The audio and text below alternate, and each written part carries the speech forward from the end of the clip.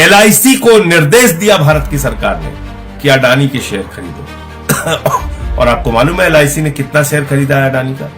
87,000 करोड़ रुपए का शेयर खरीदा है। इसी प्रकार से हजारों करोड़ का कर्ज एसबीआई ने दिया है और तमाम बैंकों ने दिया है। तो आप कल्पना कीजिए कि कितना बड़ा भ्रष्टाचार है। एलआईसी में लोग अपनी जिंदगी की गाढ़ी कमाई का पैसा लगाते हैं।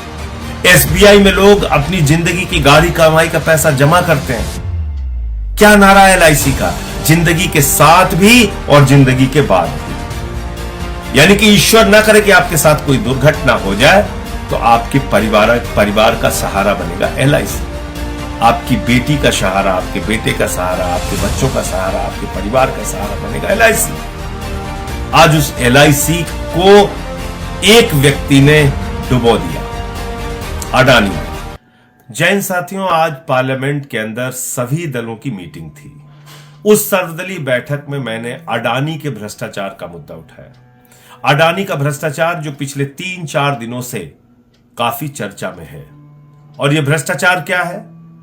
अडानी जो नरेंद्र मोदी जी के करीबी मित्र माने जाते हैं, जिनको मोदी सरकार ने पोर्ट दे दिया, एयरपोर्ट दे दिया, माइनिंग दे दी, जिसको मोदी सरकार ने सीमेंट की फैक्ट्रियां दे दी, जिसको मोदी सरकार ने बिजली के ठेके दे दिए, पानी के ठेके दे दिए, यानी कि सब कुछ उसके नाम पर नीलाम करते जा रहे हैं। उस अडानी ने एक ऐसा फाइनेंशियल फ्रॉड किया, एक ऐसा वित्तीय भ्रष्टाचार किया है जिसको आप सुनेंगे तो हैरान हो जाएंगे। आपको मालूम है अचानक अडानी दुनिया के दूसरे नंबर के अमीर बन गए। उस वक्त भी मैंने कहा था कि ये दुनिया के 2 नंबरी अमीर बने हैं और आज वो 2 नंबरी वाली बात सही साबित हो रही है। अब उनका जो अमीरों की सूची में उनका नंबर है वो लगातार गिर रहा है। वो 8वें नंबर पे पहुंच चुके हैं क्योंकि झूठ का पहाड़ उन्होंने खड़ा किया था, क्योंकि भ्रष्टाचार की बुनियाद पर वो अमीर बने थे। और जब उस भ्रष्टाचार का खुलासा हुआ तो उनका वो पहाड़ ताश के पत्ते की तरह बिखर गया। और ये भ्रष्टाचार क्या है? अडानी ने टैक्स हेवन कंट्रीज, यानी कि ऐसे देश जहां पर कर की छूट होती है, आप पैसे रख सकते हैं, आप कंपनियां बना सकते हैं, आप पैसे कहां से ला रहे हैं इसका सोर्स बताने की आपको जरूरत नहीं पड़ती है। उन सारे देशों से, उन टैक्स हेवन कंट्रीज से अपनी ही कंपनी का शेयर खरीदा जो भारत में उसकी कंपनियां हैं। और यह शेयर क्यों खरीदा? क्योंकि अपनी कंपनियों के शेयर के दाम उसको बढ़ाने थे। यानी कि कंपनी मुनाफे में हो और लोग उसके शेयर खरीद रहे हो और शेयर का दाम बढ़ रहा हो, यह बात नहीं थी। अपने शेयर का दाम फर्जी तरीके से बनाने के लिए फर्जी कंपनियां विदेशों में खोली गई और मॉरिशस जैसे देश से, एंटीगुआ जैसे देश से, वहां से कंपनियां बनाकर अपने ही शेयर खरीद के शेयर के दाम बढ़ाए गए। अब आप पूछेंगे अपनी कंपनी का शेयर का दाम बढ़ा के उसको क्या हासिल हुआ? जब अपनी कंपनी के शेयर के दाम उसने बढ़ाए तो कंपनी की शेयर की वैल्यू बढ़ गई और उस शेयर की वैल्यू बढ़ने के आधार पर, शेयर की वैल्यू फर्जी तरीके से ओवर वैल्यू करने के आधार पर शेयर के नाम पर लाखों करोड़ रुपए का कर्जा बैंकों से उसने उठा लिया। अडानी के ऊपर करीब करीब 2.5 लाख करोड़ रुपए का कर्जा है। और एक पहले भी रिपोर्ट आ चुकी है कि 74,000 करोड़ रुपए भारत सरकार यानी कि नरेंद्र मोदी जी की सरकार उसके माफ कर चुकी है। अपनी कंपनी के शेयर के दाम बढ़ाकर, फर्जी तरीके से दाम बढ़ाकर एलआईसी से, एसबीआई से, जहां पर जनता की गाढ़ी कमाई का पैसा जमा होता है, वहां से लाखों करोड़ रुपए का कर्ज ले लिया। एलआईसी को निर्देश दिया भारत की सरकार ने कि अडानी के शेयर खरीदो। और आपको मालूम है एलआईसी ने कितना शेयर खरीदा है अडानी का? 87,000 करोड़ रुपए का शेयर खरीदा है। इसी प्रकार से हजारों करोड़ का कर्ज एसबीआई ने दिया है और तमाम बैंकों ने दिया है। तो आप कल्पना कीजिए कि कितना बड़ा भ्रष्टाचार है। एलआईसी में लोग अपनी जिंदगी की गाढ़ी कमाई का पैसा लगाते हैं। एसबीआई में लोग अपनी जिंदगी की गाढ़ी कमाई का पैसा जमा करते हैं। क्या नारा है एलआईसी का? जिंदगी के साथ भी और जिंदगी के बाद भी। यानी कि ईश्वर ना करे कि आपके साथ कोई दुर्घटना हो जाए तो आपके परिवार का सहारा बनेगा एलआईसी। आपकी बेटी का सहारा, आपके बेटे का सहारा, आपके बच्चों का सहारा, आपके परिवार का सहारा बनेगा एलआईसी। आज उस एलआईसी को एक व्यक्ति ने डुबो दिया, अडानी ने। और अब वो क्या कह रहा है? आज बड़ा हास्यास्पद तर्क आया उसका। उसने कहा हिंडनबर्ग की रिपोर्ट राष्ट्रवाद पे हमला है। अब आप देखिए मजेदार बात, हिंडनबर्ग 2017 से लेकर अब तक 16 कंपनियों के फाइनेंशियल फ्रॉड को उजागर कर चुका है। 16 कंपनियों के फाइनेंशियल वित्तीय भ्रष्टाचार को उजागर कर चुका है। उसमें अमेरिका की भी कंपनी है तो फिर उसने अमेरिका पे भी हमला कर दिया। उसमें चाइना की भी कंपनी है तो उसने चाइना पे भी हमला कर दिया। उसमें जापान की भी कंपनी है तो उसने जापान पे भी हमला कर दिया।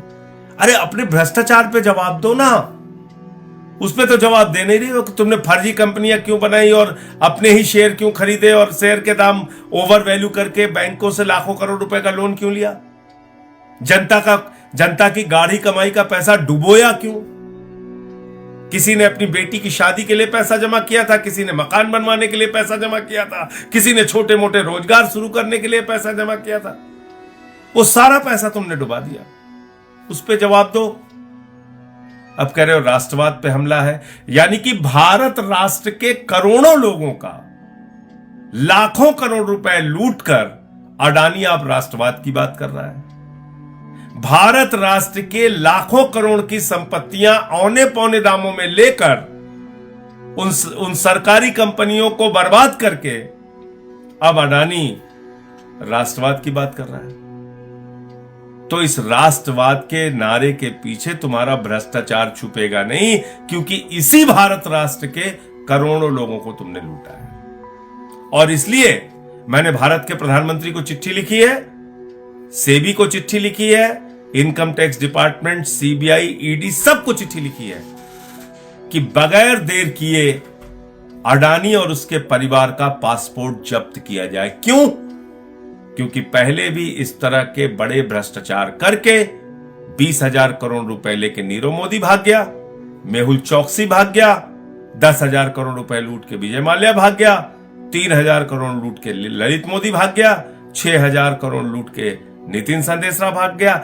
ऐसे तमाम लोग इस देश की जनता की गाढ़ी कमाई का पैसा लूट के भाग चुके हैं। इसलिए बगैर विलंब किए इसके पासपोर्ट, इसके परिवार के पासपोर्ट जब्त किए जाने चाहिए और इसके खिलाफ कार्रवाई होनी चाहिए। कहां सो रही है सेबी, कहां सो रही है ईडी, कहां सो रही है सीबीआई, कहां सो रहा है इनकम टैक्स डिपार्टमेंट। विपक्ष के नेताओं पे कार्रवाई करनी हो तो गर्दन दबाने चले जाते तुरंत। इतना बड़ा भ्रष्टाचार का खुलासा हुआ, अभी तक कोई कार्रवाई नहीं हो रही इन लोगों पे। अडानी के पूरे ग्रुप पे कहीं कोई कार्रवाई नहीं हुई। क्यों? क्योंकि ये भारत के प्रधानमंत्री के सबसे करीबी मित्र हैं। अपने इस करीबी मित्र को नरेंद्र मोदी जी ने 2.5 लाख करोड़ रुपए का कर्जा दिया है, 74,000 करोड़ रुपए माफ किया है अपने इस मित्र का।